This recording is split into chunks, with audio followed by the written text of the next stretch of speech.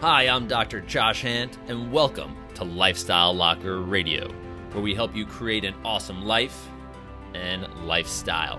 From nutrition to fitness, mindfulness to peak performance, and relationships to money mindset, we bring you on an amazing journey to help you unleash your human potential. Hey, what's going on, Lifestyle Locker Radio? This is Dr. Josh Handt. This is episode 227 of Lifestyle Locker Radio. Very cool. Pumped that we got this far. And secondly, I'm doing a solo episode for you because this weekend I opted to do something crazy. An overnight event outdoors in upstate New York on the most dangerous and treacherous trail, hiking trail that is, in New York State called the Devil's Path. My buddy Clay rounded up 5 individuals, including himself, to try to conquer this trail. And the thing is, in good weather, the trail, we were shooting for 36 miles, I believe, or 32, I don't remember the exact number. We were shooting for a big distance. In good conditions, that would be challenging in 24 hours. In good conditions. Right now, it's February 2021. We just had a major snowstorm with upwards of 3 feet of snow in the areas of this trail. Very technical, a lot of uphill, a lot of downhill, a lot of distance. So me thinking, I've done a 100-mile run, I've done many 50-mile runs, I've done 50Ks, marathons, the whole 9 yards. I'm like, how hard could this possibly be? So leading up to this event, we're chatting in our group messaging, and Clay says, we're getting our gear ready the days before, and he said, we can't bring our spikes, our shoe spikes to climb with or to hike with. And I'm thinking to myself, why would we not bring spikes? Like, we want to have grip in the snow. And through his studying of all the stuff going on social media with the snow and the trails and the trail people that live on these trails all year long, say, you can't wear spikes. The snow is too deep. You're going to do something called post-holing. And what that means, for those of you that don't know what that means when you step down on the trail with a shoe, a boot, right, that your foot can go down up to your knee, up to your thigh, up to your waist, right, however high it's going to go. But now you create this huge hole. It looks like you're getting ready to put a post in for a fence. And now that creates an obstacle, something potentially very dangerous for another hiker, but as well as even if you have a snowshoe on, it can really screw you up as well. So we were told that we need to have snowshoes on for the whole event. And that's pretty cool. I'm okay with that.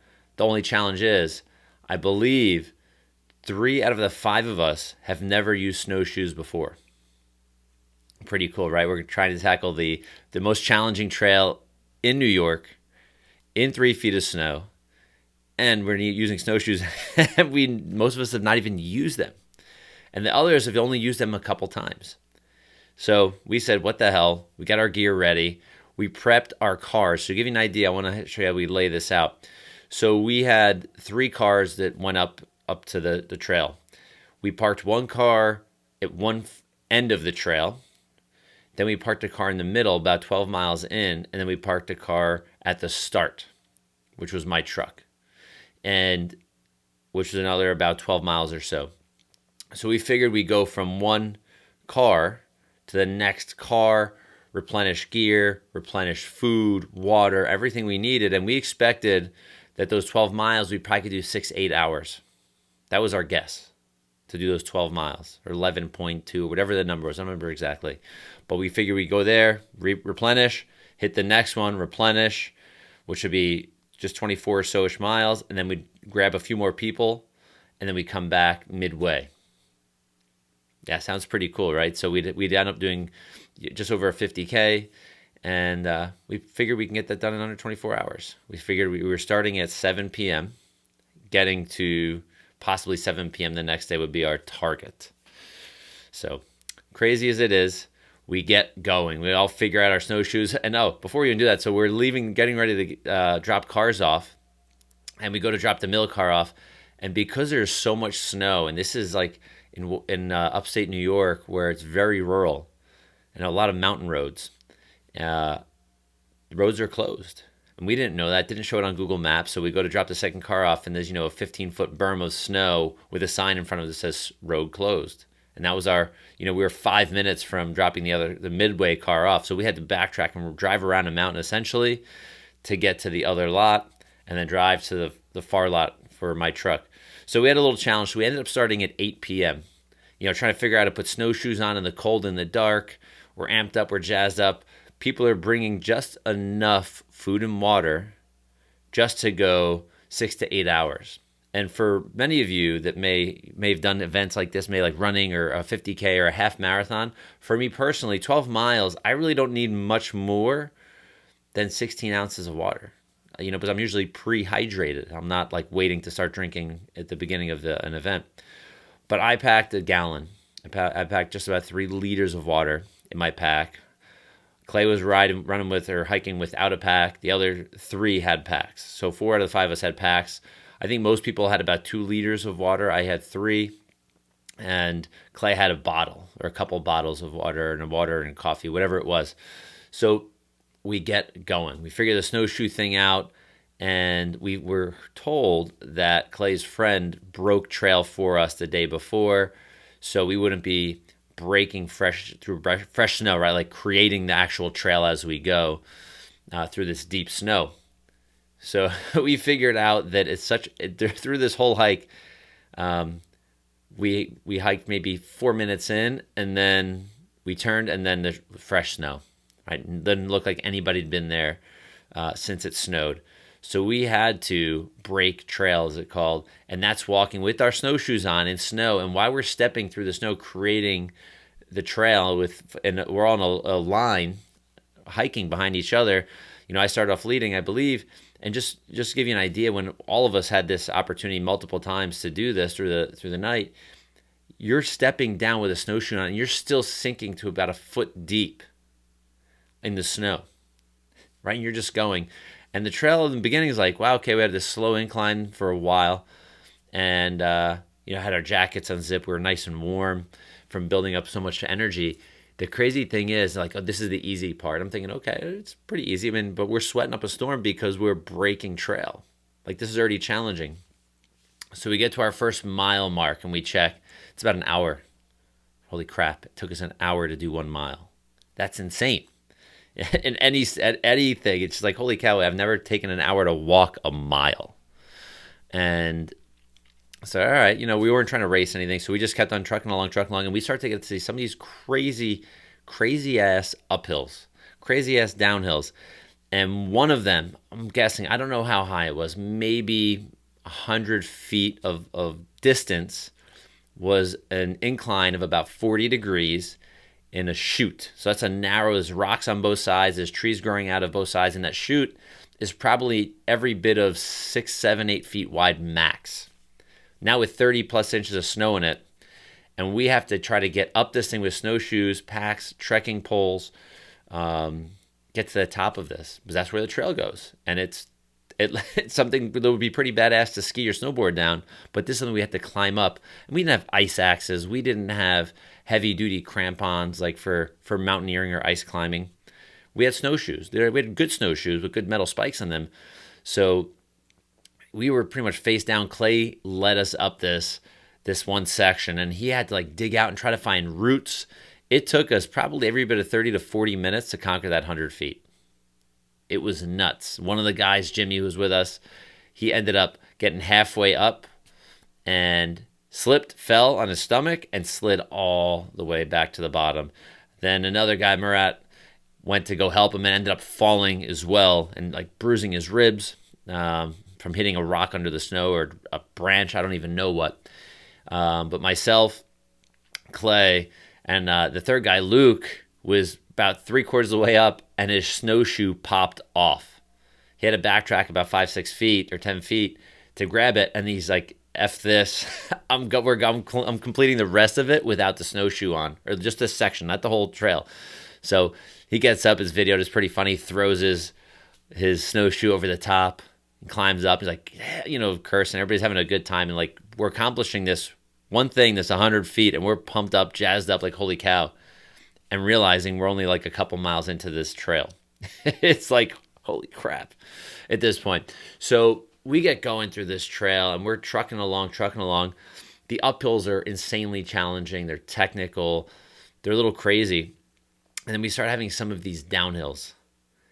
And some of these downhills are, or even before we get to the downhills, we're walking on ledges, like 10, 20, 30 foot rocky drops where you're, stepping in snow and not even knowing, hopefully and praying that, you're holding onto a tree on your right side and the cliff is on your left, that the snowshoe is actually stepping on ground, not on a cornice that's hanging over the cliff. So some of this gets pretty freaky. It's pretty cool. I love this type of stuff, but it's definitely really challenging. And, we're going through our water. I'm eating some snacks. And I don't look at my watch at all because I don't want to know what time it is. And, realizing that, we started at 8 and at the first mile took us an hour till 9. And I told Meredith, my wife, that I would call her midway through or in the night just to give her an idea or text her.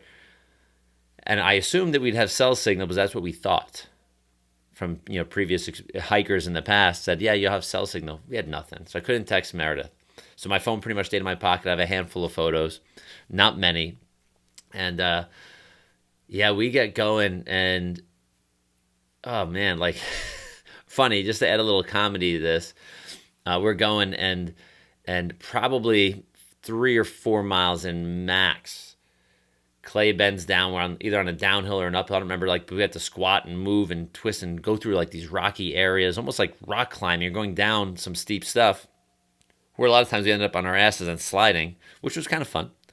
But Clay's pants, his soft shell hiking pants, blow out in the crotch. Right, like the whole thing blows out. It's open. And I'm like, okay, now he's got a air conditioning, in the middle of the night, on the Devil's Path in upstate New York, where it's just getting colder as the night goes on. And he's got air conditioning now. So I'm thinking that, like, oh my God. And we just keep going, and we have some of these epic downhills and uphills, and we're probably at mile 4. And one of the guys on the one of our group, Luke, we check, hey, Luke, you're doing all right? Everybody's doing checking, and Luke's like, my feet are frozen. And we're 4 miles into this hike. 4 miles. Possibly out of 36. I'm like, holy crap. We're 4 miles in. We're over 4 hours into this hike, and his feet are frozen. I'm like, holy shit, this is not good. Like, we got to keep moving. Try to keep his feet warm as we can. But we realized we're in the middle of nowhere, and there's no way out except for us taking ourselves out. There's no way really to get a helicopter or anything in, God forbid, an emergency, because we're like in a tree-lined forest. I mean, like, it's pretty crazy. It's the middle of the night. 3 feet of snow. It's painting this picture for you. Hopefully you're getting it. It's beautiful. It's stunning. It's epic, and it's challenging. It's crazy. So his feet are cold, and we keep going, and I can't really give you the whole step by step, if you will, but we get about 5 or 6 miles in, and we're hurting. Everybody's like, okay, these uphills are like relentless. Some of the downhills. The one downhill, I felt like we went downhill for an hour. And downhill is not, people are, okay, that's easy. No, but you're not skiing or snowboarding. You're walking through deep snow, sliding off of rock faces, jumping off rock faces, helping each other move around. So this downhill was crazy. And you couldn't really run because you didn't know what was underneath the snow, whether you were going to land on a boulder, kick a tree stump, or anything. So you really had to walk gingerly, gently, tread lightly, as they say, so you didn't fall or break something. So it took us about an hour to do this one downhill, and we get to an area where we stop. We can take a photo. We do a check. So we start going up the next uphill. We're 7 or 8 miles, or about 8 miles in. And Clay's like, all right, we got 4 miles left of the trail. Everybody paused as we started going uphill. All right, let's just do a water check. Let's do a gear check. But once we get going, there's no way out except into the end. But we were by an area where we had the potential to get to a road. Possibly, right? We had that potential. So we go. Jimmy, he checks his water. He's got sips of water, and his feet are killing him. Realize we're just about 8 hours into this journey. And it sounds crazy. 8 miles in 8 hours. Maybe even a little bit more. Maybe 9 hours. We're in, and his feet are hurting. He literally just runs out of water. The other guy, Murat, is running out of water. Myself, Luke, and Clay is pretty much out of water, minus putting snow in his water bottle to warm him up, and he had a little bit of warm coffee left in his thermos as well. We opted to, as a team, none of us really wanted to quit. None of us wanted to stop. So I don't want to say quitting is what we did, but we had to stop. You know, this was a full-blown adventure. This was not something that was for the light of heart or the regular hikers. Like, we're just gonna go for a hike. It's gonna be okay. No, this was legitimately challenging. It was a blast, but we had to make a decision at that point, and nobody wanted to quit with 4 miles left. But knowing the terrain, we probably would have taken another 4+ hours to conquer the next 4 miles, which would give us 12+ hours to finish. To finish just one section, the first section, the third of what we were doing. And so we opted to walk out. Little did we know, the hike out was insane also. Deep snow. We probably walked another mile or two in deep, deep snow. Got to a parking area, which nobody was there. I think it was like 5 in the morning or something like that, or 6 in the morning. And we had to start walking. Like, took our snowshoes off, put them on our packs or held them, whatever we did. Started walking, and we realized, Clay, being a good navigator, thank God, was able to get us to our car, but we had to take a right on this one road. It went right and left. Left was plowed, clean, dry. Would have been easy walking with our hiking boots on. But that would have added 2.5 miles to the car, which was already 3.5 miles away. So we started to go right, and it had like dusting. It looked like it had been plowed, but not recently. So it was, an inch or two of snow, so no big deal. Then we get to a berm, the plowing ends. Then we had to walk another mile or two. I was stubborn. I didn't want to put my snowshoes on, but we had another 1.5 foot of snow, if not more, probably 2 feet of snow or so. And I'm trucking, I'm post holing, because this is a road that nobody's been on. So I'm going, and they stop and opt to put their snowshoes on. I'm like, my hands are frozen. I'm not stopping. I'll walk in my boots. I don't really give a crap. And after a while, they started gaining on me. Me and Jimmy didn't put our snowshoes on, so we were lagging behind. They were picking up, and I'm really starting to slack, because it's a good workout. Walking through snow with no snowshoes on. If anybody's done that, like try to walk through a yard with a foot of snow without any snowshoes, like you start running around for a little bit. It gets a little exhausting. So about 3/4 of the way through, I didn't know it was 3/4 of the way through this one road. I'm like, screw it. Put my snowshoes on. They stop for 2 seconds, and it takes me about 5 minutes or so to get the snowshoes on. And I look up, and they're gone. I'm in the middle of this road, in the middle of nowhere. I know obviously where they're going. I'm thinking, well, if we were a pack, and staying together is a safe thing, potentially, bear, I don't know, coyote, I don't know what's out there, panthers or something like that, or mountain lions. And so I'm putting my snowshoes on, I'm looking around going, holy crap, they left me. I'm like the lone survivor here, but I get freaking eaten by a damn mountain lion. So I just haul ass. I catch up to these guys in like 2 minutes, and I catch up to them. We keep walking, and we see another berm in the distance, and that's the other end of another road, of the same road, that was plowed and stopped. So I only had my snowshoes on maybe for like 3, 4, 5 minutes, but it got me to the end. Had to take them off again, and we had another walk. The sun's starting to come up. It's cold as shit. Pardon my New York there, but it's cold as hell. And we finally get to the car. People are frozen. People are miserable, but we're all amped up and happy that, holy cow, we made it. People's feet frozen, out of water, pants blowouts. I was grateful that I overpacked, but that didn't make a difference, because, we as a group, we didn't do the same thing. I had still had some water left, thank God, but I didn't leave. Here's my challenge. I'm like, I don't need more than a gallon for a 50K. I won't need it. So I carried everything I had. I didn't leave anything So had we gone the 4 more miles to the next car, and I needed to refill, I would have been out of luck. So we would have had to stop either way. So we ended up doing about 13 and a half, almost 14 miles total, I believe, which was great. All hiking, but only 8.2, I believe, of the Devil's Pass. So we're going to have to go conquer this thing again. So the reason I'm sharing this message and this story with you is that doing hard things is important. Doing hard things in life is super important. Some of the best places to learn from, some of the best types of events or points of your life are from challenging things that you do. All right, whether it's mentally, physically, emotionally. What we chose to do was mental, was physical, was emotional, was nutritionally challenging. All of these things, essentially, needing water like that. And I was thinking at the end, like, we failed. We failed to do this, and I'm like, holy shit, no, we didn't. We probably did something that nobody's done on this trail. We hit, I think, 4 or 5 peaks of the Devil's Path in snowshoes overnight in over 3 feet of snow, or not over, and over 2 feet of snow. So that says something. And all it leaves is room for improvement. And I'm trying to remember what Clay said. Clay's like, if you're not failing at things, it means you're not trying hard enough.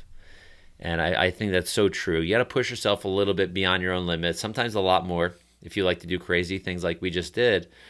But that lets us know, great, next time this is what we have to do. If we have another challenge like this, we know what to do, right? There isn't a second mess up. You don't fail, you learn, right? So we didn't really fail.